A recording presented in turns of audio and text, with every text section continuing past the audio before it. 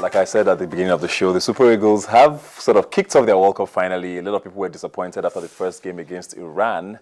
But yesterday, they got their first win in, 16 years? Yes. And I have two special guests in the house to talk about, the Super Eagles and what we should expect going forward. It's just 5 games to the World Cup trophy. Just 5 games. Here with me, of course, is Jannie and Anthony from Nigerian Sports Analysts. Thanks for being here today. It's a pleasure to be here. And of course, Akatugba, very famous. Thanks for joining us. Yeah, great to be here. How was yesterday for you? How have you recovered yet?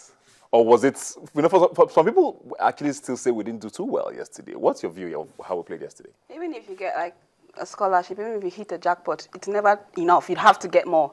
And yet yesterday we did good. For the fact that we had undergone a lot of criticisms owing up to the game against Iran were absolutely shambolic. But coming back into that game against Bosnia, a side that is very known for their 4-4-2 diamond formation, a side that is very attacking-minded, holding our own, quite disciplined, and getting that goal. And then you may say a bit of luck as well. It happens in football. But I think we did well, but we can get better. We can improve as time goes on. She mentioned something there now before we go on to the game from yesterday. Were we actually absolutely shambolic against Iran? Because, I mean, we all saw that game. I think most people were just really disappointed because everybody had thought we were going to beat Iran silly. Were we that bad that day? Well, after the game against Iran, I thought we were shambolic. But when I saw the game between Argentina and Iran, I changed my mind. And I actually apologized to Keshi and the team for criticizing them after. And thank them for not conceding. Exactly, because the Iranians are well drilled. Carlos Queiroz is a very experienced coach. He's worked with Manchester United, Alex Ferguson. He's worked with Real Madrid, coached Portugal. So he's got a wealth of experience. He knows that going forward, he doesn't have so much firepower. So he built his team around a defensive structure, just like Jose Mourinho. And that's the most difficult team to break down. Nigeria struggled to beat Iran because the Iranians were negative. They didn't come to play. And we saw that against Argentina. The only difference was Lionel Messi. And Messi is the best player in the world. Yes, unofficially, but some of us believe he's the greatest player in this generation. And like I said, the only difference between the 4 teams in Group F is Lionel Messi. It's very interesting you say that because, I mean, I was watching, I think it was CNN this morning. I saw Iranians, they were actually celebrating the loss yesterday. And when I mean celebrating, there were cars on the streets, horns blaring, people were sitting on cars after losing to Argentina. So it tells you the sort of mindset they came to the World Cup. Yeah, because they didn't really come to win. 1-0 against Argentina for me is an upset. Yeah. It's an upset. And then the one goal came after regulation time. So it's like added time or you couldn't score in 90 minutes. It's really huge for such a side, owing to their past experiences coming into football. It's such a huge thing for them to hold Argentina. And they had to get that goal through a low ball. It wasn't even the vintage crosses in, which meant that they are progressing as a side and which was really good for them. So they could even celebrate as long as they want to. Let's focus now on Stephen Keshi now. He's someone who in 24 hours has gone from being so vilified to suddenly being loved again. Nigerians are very, very interesting people when it comes to football. How do you think he's handled the team? I think he's handled it very well. Number one, shutting themselves away from the media to try and get their heads properly into the fray of what they are there for, which is absolutely fantastic for the side. I think Keshi got his tactics spot on.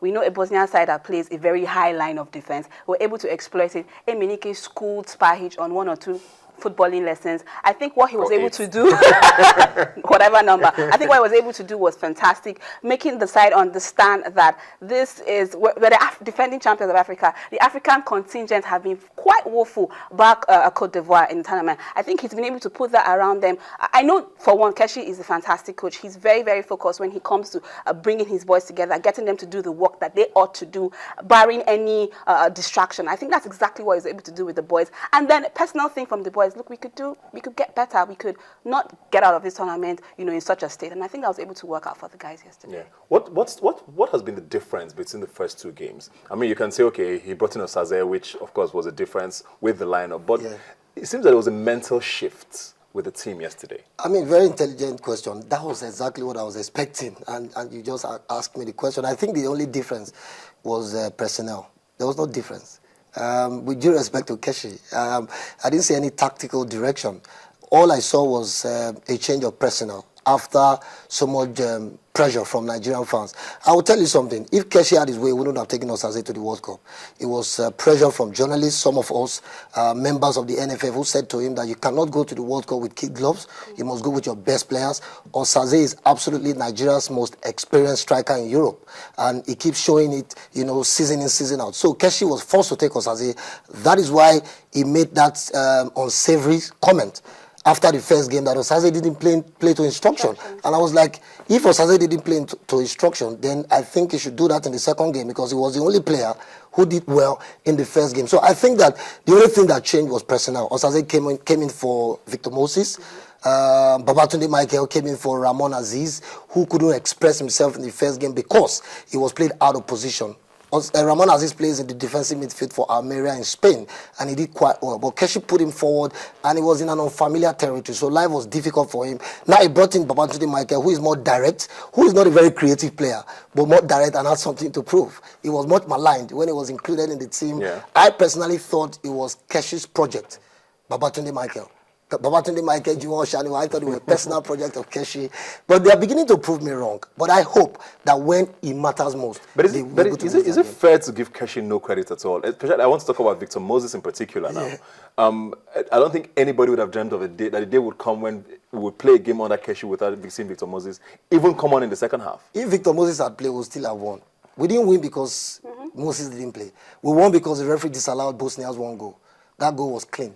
With due respect to my fellow Nigerians, we played well. Yes, we took advantage of our chance. You know, but I think that the referee held Bosnia more than Nigeria. Bosnia got a very clean goal. That goal is a fantastic goal. And in many cases, build up to that goal, it was questionable. The referee could have called for a foul on the Bosnian defender. So let's thank God for yesterday.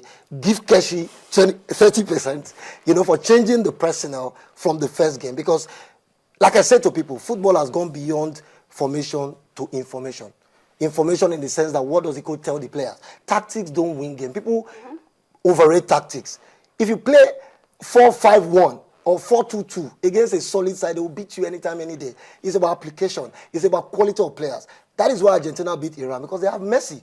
Messi is a player who can change a game anytime, any day. So the change of personnel did it. And if Moses had played, we'll still have won. Yeah, you're talking a lot about technical input and all of that. And people have said that Keshi is not a technical advisor. He's more of a manager, as even a coach. And hasn't that been like a plus for Nigeria in the last, let me say, 2-3 years since he came in, where, you know, Eagles have been able to manage? I mean, we heard rumors, let me say, allegedly, of players trying to clash about fees. We heard about an alleged fight between Emenike and Mikel, you know, and none of that has blown over as it usually would in Nigeria. Should he take some credit for that? He should. But the thing is, we can always have two of them and still be good. Teams like Italy, teams like Spain, they have huge rivalries in a Spanish side, Barcelona and Real Madrid setup. But you can still manage and technically gift the players. Not really gift, but make them play in a way that will suit their style and, you know, bamboozle a lot of teams. You also look at Italy, that has a lot of rival teams in there. Cesar Prandelli has been able to manage the team, get Balotelli more mature, get Pirlo into the fray, and yet, you know, technically or tactically, you know, build the team. And we're looking at an Italian team that's peaking right about now. Then when you look at Nigeria, I don't know why we're very content with it's either one or not the other. Okay, we have a lot of players that are talented, but there's no man manager. Okay, woeful. We now have a man manager, but it's not technically great. I think we should progress. It's high time we progress. The class of the 90s, 94, I don't think they have a suitable hair right now. I think we should progress. The world was stunned and ailed at our performance at that stage. At some point, we're 5th in the world rankings. I think we should progress more than that. Yes, he's a good man manager, but in Africa, football is changing, and we're still behind. The likes of Ghana, how they've applied their game, they're pretty good, but they need that cutting edge. Nigeria can have that if we can apply the both of them. For Keshi, yes, he's a good man manager, but I think we got to start reaping the dividends of maybe age-grade competitions, maybe the fact that we're investing so much in these players and, you know, getting more from them. I think that's what really needs to happen, because the sky would just be a stepping stone if we just, you know, get beyond man managing one or technical know-how. We can merge them. It's a good marriage in football. Let me quickly comment on that. I agree with you on the fact that Keshi is a better man manager than a tactically and technically astute coach. I agree with you completely, because I mean, watching Nigeria since Keshi took charge, I cannot clearly state that this is the kind of football we play. If I ask you that question, I'm sure you have no answer. What do we play? Tiki-taka, total football, direct football? We don't know. We just get result. And some persons will say Keshi has been the lucky man. I'm talking about, molding the team into a unit. I give massive credit to him. He's more than 50 years old. And in Nigeria, we respect age a lot. And he's an achiever. Exactly, he's an achiever. He was a captain of the most successful Nigerian team ever. And when he was still a player, he exhibited leadership qualities, which he has translated into coaching. I was in the house of John Ogu in Portugal, December last year, one of the players, that was dropped. Yeah. And he confessed to me that he must say that Keshi has brought a bit of stability, unity, oneness, and equality into the Super Eagles. The days where players see themselves too big for the guys playing in the Nigerian Premier League to even share a room is over. He told me that no player is bigger than anyone the moment they come into the Super Eagles camp and wear the green and white jersey. And kudos must go to Keshi. And I hope that whoever is watching will understand my position. Yeah. I'm not being too critical on Keshi. I just like to hit the nail on the head. Keshi, tactically, I am not his fan. But in terms of man management, he's done a great job. And to interest you, when he speaks with the players, he doesn't speak English. He doesn't speak the football. He speaks on TV. Yeah. He goes straight with pidgin. And that's the lingua franca most of the footballers understand. We know that academically, footballers are also up there. So you communicate with them. So it's easily relatable for a lot of people. Yeah. Well, we can talk about the future and all of that going. Yeah. I mean, there's a lot to talk about if we're going to talk about the future. But let's focus now on the World Cup.